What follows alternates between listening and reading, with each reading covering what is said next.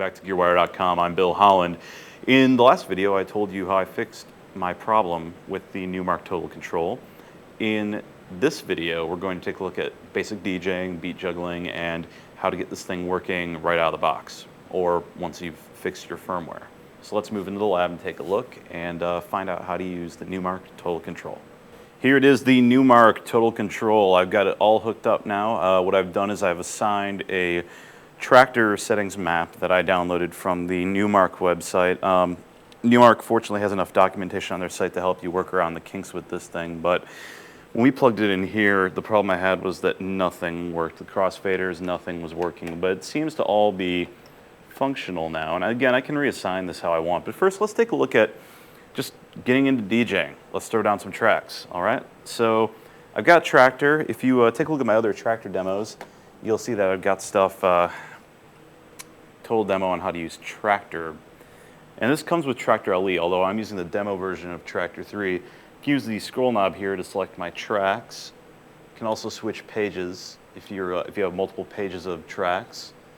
I'm going to just load up some techno that comes with this. If I push the button in, you can preview it.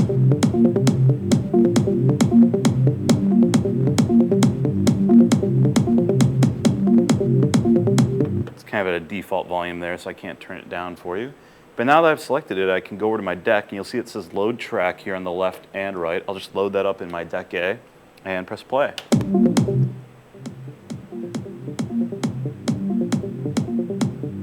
There we go. And you'll see my crossfader works now. I can set my cue point wherever I want as I go along. So if I want a cue like right here, I can go back to that. If I hit cue pause, it'll go right back to that.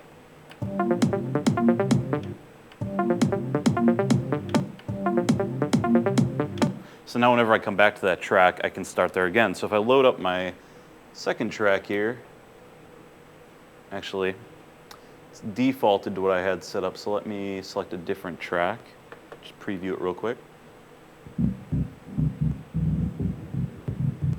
All right, let's load that up.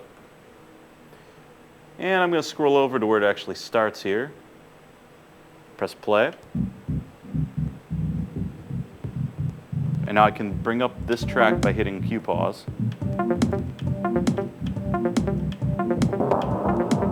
And if I want to make sure they're synced, I can hit a sync button on either side.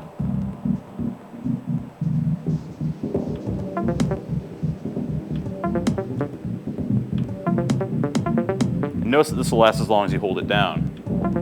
You can also tell it to pause there and then hit play, and it'll play through the track. And again, it's a little bit off, so I can just straighten it out using this guy right here.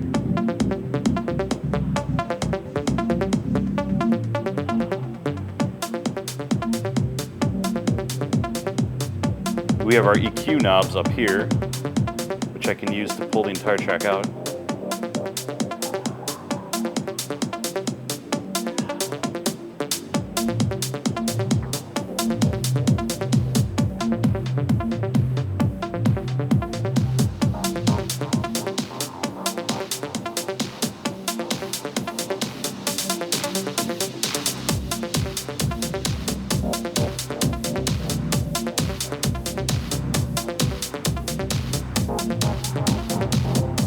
Switch up my bass lines. We'll stop it for a minute here. We can also use cue source, which this allows you when using headphones to actually hear the signal ahead of time. So if I have this down, see how you can still hear it?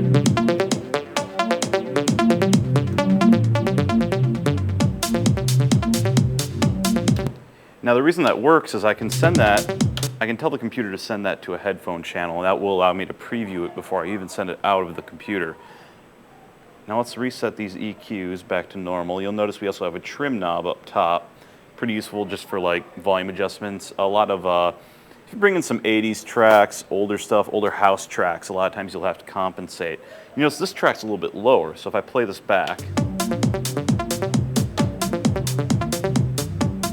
just compensate for that by using this.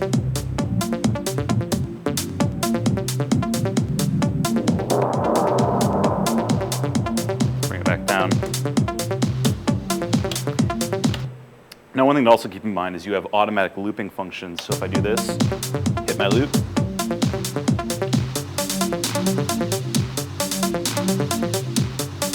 You can also use the pitch adjust here, or use key lock.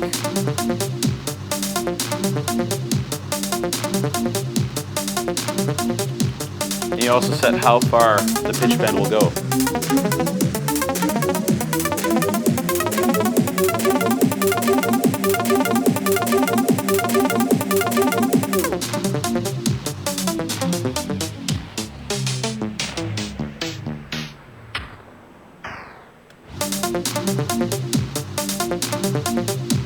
Now we also have our looping settings. Now